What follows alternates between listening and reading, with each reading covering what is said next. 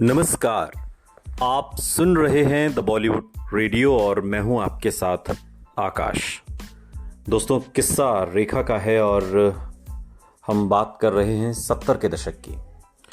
एक बार अपने एक इंटरव्यू में रेखा ने कहा कि मैं सिर्फ एक एक्ट्रेस नहीं हूं बल्कि एक बदनाम एक्ट्रेस हूं जिसका सड़ा हुआ अतीत है, जिसके बारे में मशहूर है कि ये सेक्स के लिए पागल है।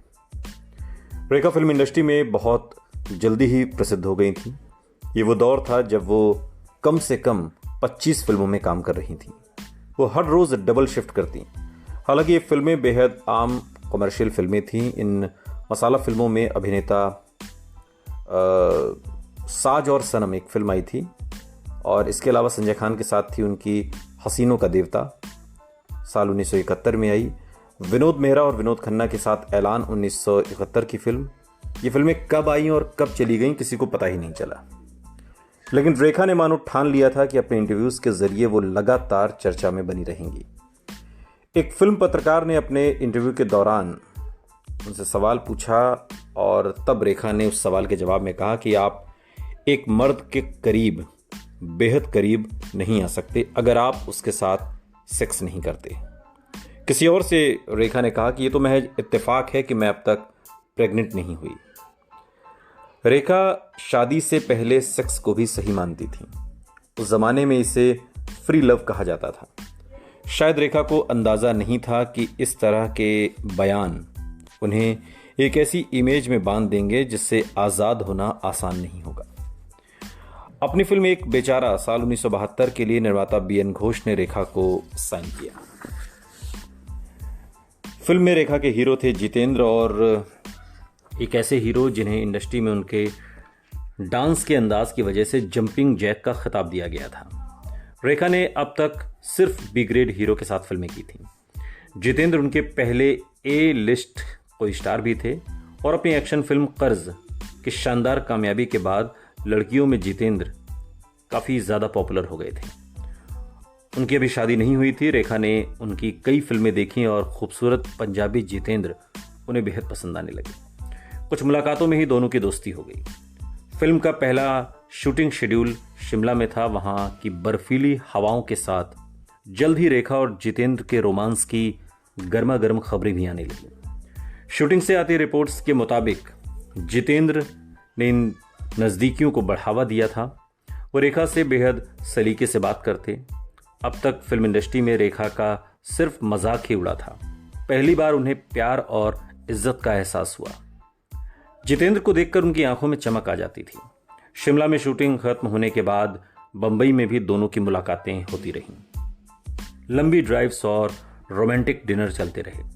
हमेशा की तरह रेखा बिना कुछ छिपाए जितेंद्र के साथ अपनी नज़दीकियों के बारे में खुलकर बोलती रहीं।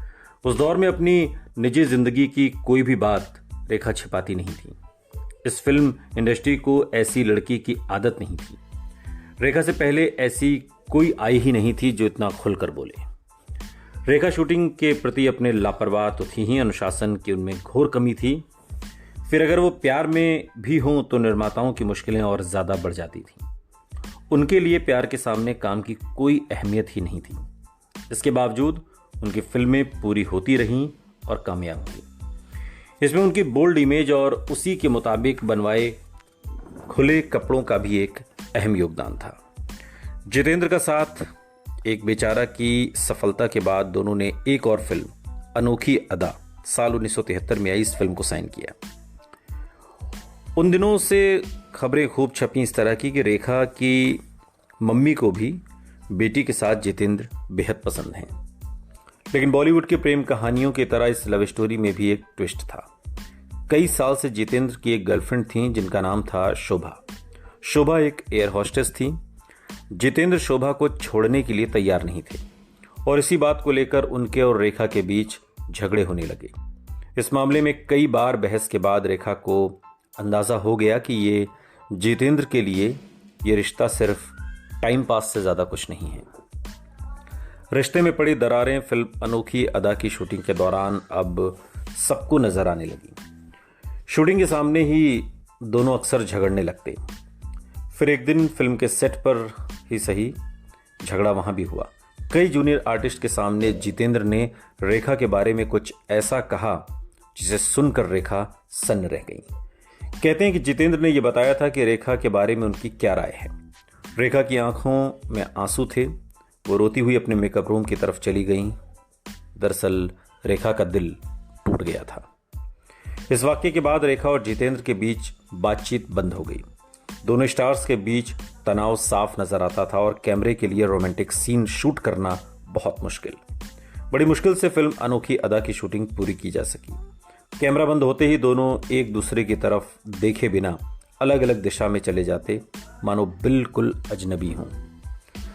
बाद में इंटरव्यू में रेखा ने उन दिनों को बेहद कड़वाहट से याद करते हुए कहा, मैं उस आदमी से नफरत करती हूं जिसने प्यार, रोमांस और शादी के बारे में बचपन से मेरे दिल में बसे आदर्शों को बर्बाद कर दिया। एक वक्त था जब मैं भी दूसरी लड़कियों की तरह ही थी। मैं भी अपने लिए एक लड़का चाहती थी जिसे मैं प्यार कर सकूं, जिस पर मैं विश्वास कर सकूं। और मैंने जीतू पर विश्वास किया। मैंने उस पर शादी के लिए दबाव नहीं डाला था। मैं बस चाहती थी कि वो मेरे साथ निष्पक्ष रहे। मुझे उतना तो दे जितना उसे इस रिश्ते से मिला है। सुनते रहिए द बॉलीवुड रेडियो, सुनता है सारा इंडिया।